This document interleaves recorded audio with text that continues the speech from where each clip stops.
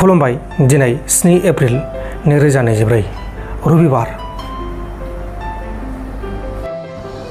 केरलानि कुट्टानाडआव आसामनि सासे आइजोखौ बेनि गोसोनाय बयफ्रेन्डआ गावखौ गारनायनि जाहोनाव बुथारदों। बुथारजानाय आसामनि आइजोनि मुङा जाबाय हाजिरा। हाजिराया आल्ला फुजायाव हमस्टेआव खामानि मावोमोन आरो हाजिरानि फिसाया थांनाय 15 बोसोर सिगां थैबायमोन। बेनिखायनो बियो राहा गोथे जानायलाय केरलायाव खामानि मावदोंमोन। बेनि उनाव केरलायाव थांनायाव साफा आलीजों गोसोलायदोंमोन आरो बेजों 4 बोसोरसिम गोसोलायदोंमोन। उनाव साफा आलीखौ 4 बोसोरनि उनाव गारनायनि जाहोनाव बे जाथाया जादों आरो बेनि उनाव साफा आली आरो हाजिराजों लोगो हमलायदोंमोन। लोगो हमलायनायाव बिसोर सानैनि गेजेराव नांलाय खमलाय जानायाव बे जाथाया जादों आरो दायनिगिरिया पुलिसजों हमजादों। सराइघाट दालांनिफ्राय सासे सेंग्राया हरखाब सानिफ्राय बारजुमनानै गावनि जिउखौ गावनो फोजोबदों। नाथाय थैनाय सेंग्राया सोर, बबेनि आरो मा मुं बेखौ दासिमाव गुमुर मोनथ'नाय जायाखै। दा बे जाथायनि सायाव नायबिजिरनाया सोलिगासिनो दङ। सासे सिख्लाया सानै बयफ्रेन्ड बा सेंग्राखौ गोसथोनाय, जोबथायाव साथामबो थैबाय। मध्य प्रदेशनि स्वामीनारायण टेम्पल कमप्लेक्स कान्डवा र'ड साखाथियाव सासे सेंग्राया गावनि गार्लफ्रेन्ड आरो गावनि गार्लफ्रेन्डनि गुबुन सासे बयफ्रेन्डखौ पिस्तलजों गावनानै गावबो गावनि जिउखौ फोजोबदों। जाथाय जानायनि सिगां साथामबो 30 मिनिटसो रायज्लायदोंमोन। नाथाय रायज्लायबाय थानायाव नांलाय खमलाया गोबावद्राय जायो आरो आउट अफ कन्ट्रल जानायनि उनाव जाथाया जादों। जाथायखौ खालामनानै गावनि जिउखौ फोजोबनाय सेंग्रानि मुङा जाबाय अभिषेक यादव, 26 बोसोर बैसोनि, आरो गावथारजानानै थैनायफोरनि मुङा जाबाय स्नेहलता जाट, 22 बोसोर बैसोनि। बे जाबाय गार्लफ्रेन्ड आरो गार्लफ्रेन्डनि गुबुन सासे बयफ्रेन्ड दीपक जाट, 25 बोसोर बैसोनि। उड़िसानि आनन्द नारायण इउपि फरायसालि बाहाकान्दि गामियाव सासे हौवासा गथ'आ फरायसालियाव थांनाय समाव फरायसालिनि ओंखाम संनो थाखाय साखाफारा खालामबाय थानाय दै गुदुं फुदुंना दोननायाव हरखाब गालिनना गोलैनानै गाज्रियै जोखोम जादों आरो गथ'नि बिगुरफोरा गाख्लालाजोबदों। जोखोम जानाय फरायसानि मुङा जाबाय आहसान नायक, 8 बोसोर बैसोनि। आसामनि सिलचराव सानै उन्दै हिनजावसा गथ' आरो हौवासा गथ' गोसो थोलायनायनि केसआव दौलें लानानै सानैबो थैदों। सिलचराव सासे हौवासा गथ' आरो हिनजावसा गथ'खौ फांसे दंफाङाव दौलें लानानै थैना थानायाव मोन्दों आरो बे जाथायखौ गोसोथोलायनाय जाथाय होननानै सन्देह खालामदों। थैनाय सानै गथ'नि मुङा जाबाय शाहजाहान तालुकदार, 16 बोसोर बैसोनि आरो आलमिना बेगम, 13 बोसोर बैसोनि। जिएसपि हानजानिफ्राय एमसिएलए देरहासार जानो हानाय आरो बिटिआरनि इएम जानो हानाय घनश्याम दास बिथांखौ बिटिआर सोरखारनि इएम बिफाननिफ्राय बोख्लायनाय जाबाय। क'क्राझार जिल्लानि सिङाव थानाय सनापुर ओनसोलनि गामिनि रायजो राजाफोरा सरकारजों न' बां सिफाय जानायनि उनाव आलाय सिलाय जानांदों। रायजोफोरा बुंनाय बायदिब्ला सोरखार गोदाना बेनो नामा?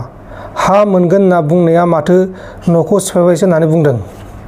सरकार गोदान जाबाय होननाया बेनो, हा मोनगोन होननाया बोरै माथो दालाय बेबादिनो जाथाय जानानै थांखो। हिनजावफोरबो दं, सिनायखाजोबदों, आं जेबोसो होनाखै। जोंबो सन्देर फैगौमोन बाबा। मा लांदों? हिनजावफोर लांजाबाय, फिसाफ्रा लांजाजोबदों, साथामसोल' बासिदों। फिसा गोनां फिसा गैयै हिनजावफोरखौबो लांदों आरो हौवाफोरखौबो माखासे लांखो ना माखो दा हनै नुनायल' दङ। औ गारथारजोबदों आरो आंनिखौबो थफ्लाखौ दानस्रिलांखो ना लांखो, आंनि जोमग्राखौ खम्बलाबो गांथाम गैया, माबाया त्रिपाला बेबादि खावनानै गालांखादोंबा दानस्रिलांदों। हाबिसुनि होनगोन आं, मोजां मोनजायाथ' बिसोरो खिबौ एम्फौ दैनानै थैगोन। जों बेयाव दंफां गैयिखाय, जों हा गैजायैखाय जों लुना थाफैदोंमोन। नाथाय जोंखौ अयथासार बानायबाय। गासैबो हिनजावफोरनि दख'ना, प्लास्टिक, दै माबा ओंखाम संना जाग्रा गासैबो दानख्रेबजोब्बाय। दाखालिबो दानख्रेबफैदों आरो दिनैबो दानख्रेबफैबाय। ओमफ्राय गावसोरनो दंफाङा गावसोरनो फयै लांखायो, होमब्लाबो जोंखौसो दाय होयो, जोंखौ दानफायदों होननानै। नाथाय जों दंफां गिदिर गिदिरखौ दानफायाखै, लांदां हाखौसो जों लादों खेथि मावना जानो होननानै। अब्ला जोंनि फेरेंगा सारा जोंखौ मानो एथ' अयथासार बानायहरखो जों बर' फिसा नङामोन नामा जों बिथांनो महर होआखैमोन नामा बिथांखौ देरहाहोनानै जोंखौ आलाय सिलाय खालामना जागोन नामा बिथां सारा बेबायदि खालामनो नाङामोन जोंनि फेरेंगा सारा जों बिराद दुखु मोनबाय मानो होनब्ला जोंनि बे फिसा फिसौ दं हा थुबासि गैया जों फरेस्टनि हा जेनेबा ट्राइबेलनि हा होननायखायसो जों लांदां नुनायखाय मावना जानो हाबदोंमोन नाथाय जोंखौ माइरं दैरं गासैबो नस्थ' खालामबाय जों माखौ संना जानो माखौ न' लुना थानो जोङो बिथाङा गोदो होनदोंमोन जों बर' हारिखौ नायगोन जों नायगोन होनदोंमोन नाथाय मिनिस्टार जानानै जोंखौ नायनो जेथे दाउ अमा बायदि बानायबाय जोंखौ जों मानसि नङामोन नामा फेरेंगा साराबो मानसि सासे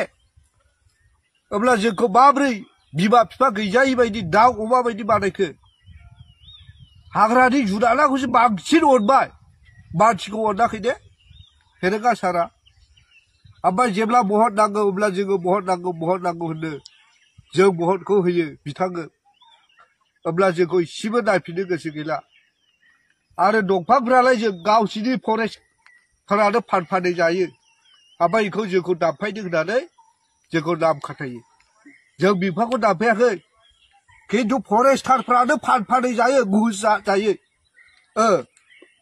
कन्टेक्ट खालामबाय उमुक दिनाव हा ओमफ्राय लांखांलासो नागिरबाय थिबाय दंफाङा लांग'जोबबाय ओमफ्राय फैसाया ब्लुद नाजावना लाबाय बेबायदि खालामो जों नुजोबबाय गासिबो जों अब्ला जोङो बे हाग्रा एवनाय हिसाबै जोंहा दाय गोदोनिफ्रा सेंग्रा समावबो जों थै होबाय आन्दलनावबो जों ओंखारबाय आं आथिं गावफायजादों फरेस्ट माबाजों CRPजों आं सासे आथिं गावफायजानाय मानसि 14 मास आंखौ सिकित्सा खालामनांदों आंनि न' बां थेर बेथेर जाजोबदों गैया आंहा जेबो लाइ लथ्र हा हु आरो नै प्रमद बर'नि दिनावबो जों थै फसरदों आसिनि थै जोंखौ बिजि आसियाव थुयै थैखौ फसर होदों लेखायाव अब्ला मा जाखो जोङो थै फसरनाया अब्ला जों आनि थानि जोङो गोदाव सोराव जानांगौ नामा सरकारा जोङो थाइसेबो फैसा होआखै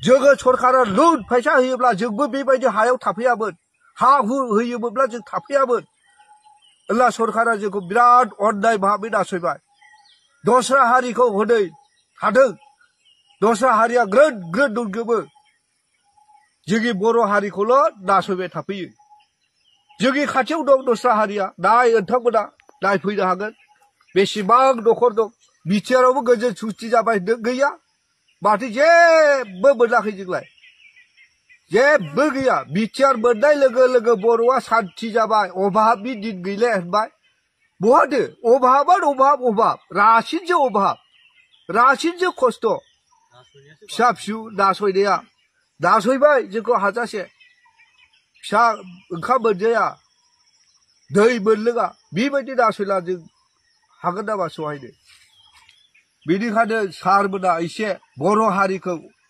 अनखांनानै मोजाङै नायला मोजां जासिगौ